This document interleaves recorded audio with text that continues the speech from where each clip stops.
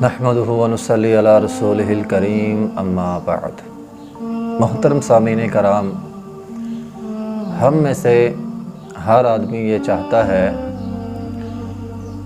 کہ اس کی دعا قبول ہو،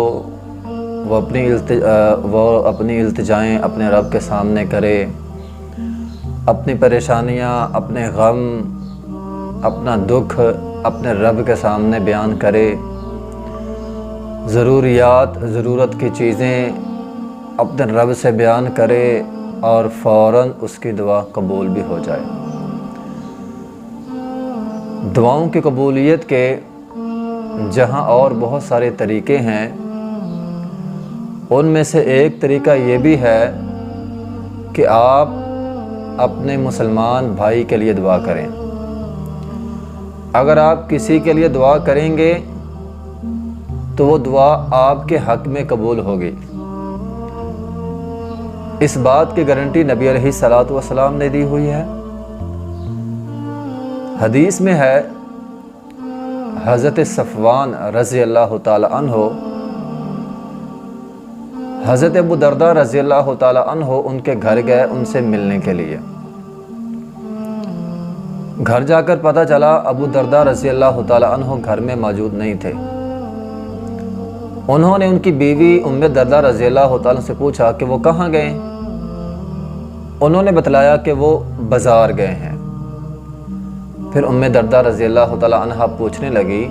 اے صفوان، مجھے پتہ چلا ہے تو اس سال حج کا ارادہ رکھتا ہے؟ کہنے لگے، ہاں، میں اس سال حج کا ارادہ رکھتا ہوں۔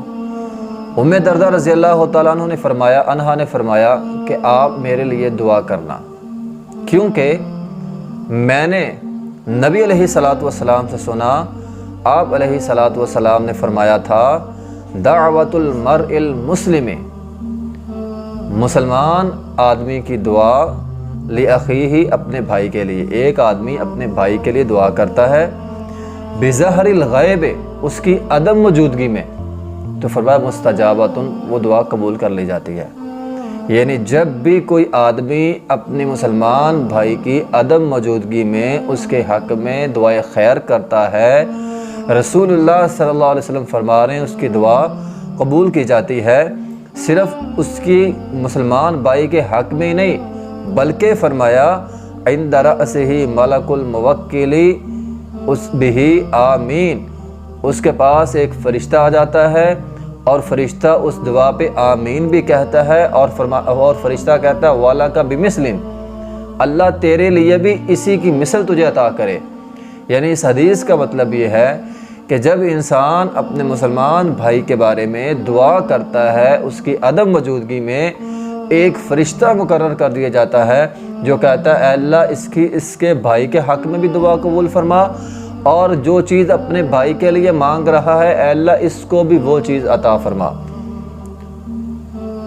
تو صفوان رضی اللہ فرماتے ہیں، میں باہر نکلا،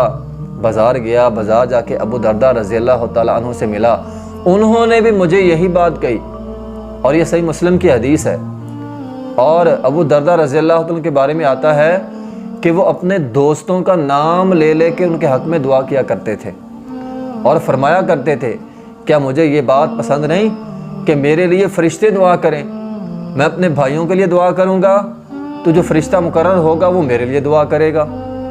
تو فرشتوں سے دعائیں لینا مجھے یہ پسند ہے، اس لیے میں اپنے بھائیوں کا نام لے لے کے دعا کرتا ہوں۔ اسی طرح امام احمد بن حنبل رحمہ اللہ تعالیٰ ان کے بارے میں آتا ہے کہ وہ فرماتے ہیں کہ میں 6 لوگوں کا نام لے کر سحری کے وقت دعا کرتا تھا، اور یہ بات انہوں نے امام شافعی رحمہ اللہ تعالیٰ ان کے بیٹے کو کہی اور کہا، اے بیٹے، تیرا باپ ان 6 لوگوں میں شامل ہے کہ جن کا نام لے کر میں سحری کے وقت دعا کرتا تھا۔ تو محترم بھائیوں، اپنے پیاروں کے لیے، اپنے بڑوں کے لیے،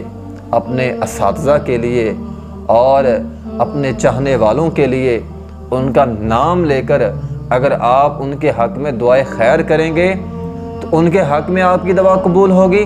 اور جو فرشتہ آپ کے لیے دعا کرے گا وہ بھی قبول ہوگی۔ یعنی اگر آپ کسی کے لیے دعا کرتے ہیں تو یہ دعا کی قبولیت کی ایک طریقہ ہے، اس لیے آپ دوسروں کے لیے دعا کریں، اور وہی دعا یقیناً حدیث کے تحت